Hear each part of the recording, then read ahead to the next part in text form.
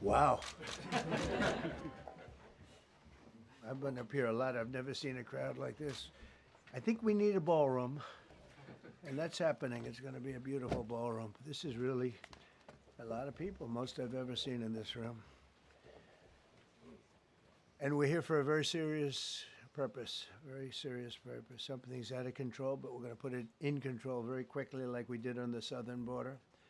I'm announcing a historic action to rescue our nation's capital from crime, bloodshed, bedlam, and squalor, and worse. This is Liberation Day in D.C., and we're going to take our capital back. We're taking it back. Under the authorities vested in me as the President of the United States, I'm officially invoking Section 740 of the District of Columbia Home Rule Act. You know what that is?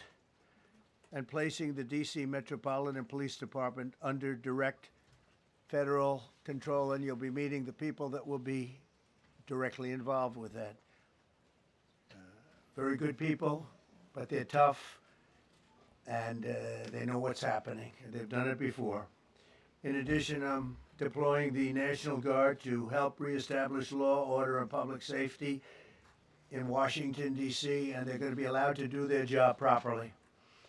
And you people are victims of it, too. You know, you're reporters, and I understand a lot of you tend to be on the liberal side, but you don't want to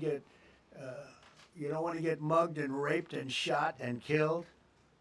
And you all know people and friends of yours that happened. And so you can be anything you want, but you want to have safety in the streets. You want to be able to leave your apartment or your house where you live and feel safe and go into a store to buy a newspaper or buy something. And you don't have that now. The murder rate in Washington today is higher than that of Bogotá, Colombia, Mexico City, some of the places that you hear about as being the worst places on earth, much higher. This is much higher. The number of car thefts has doubled over the past 5 years, and the number of carjackings has more than tripled. Murders in 2023 reached the highest rate probably ever. They say 25 years, but they don't know what that means because it just goes back 25 years. Can't be worse. Our capital city has been overtaken by violent gangs and bloodthirsty criminals, roving mobs of wild youth, drugged out maniacs and homeless people. And we're not going to let it happen anymore. We're not going to take it.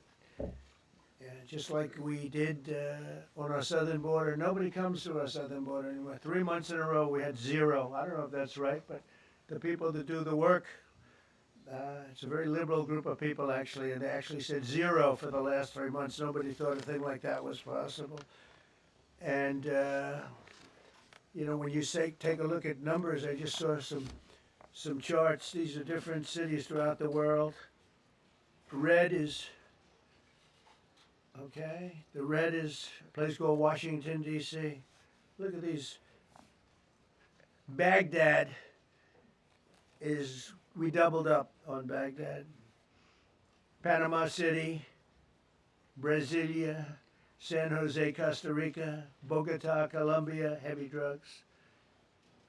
Mexico City, I mentioned, Lima, Peru, all double and triple what they are. So do you want to live in places like that?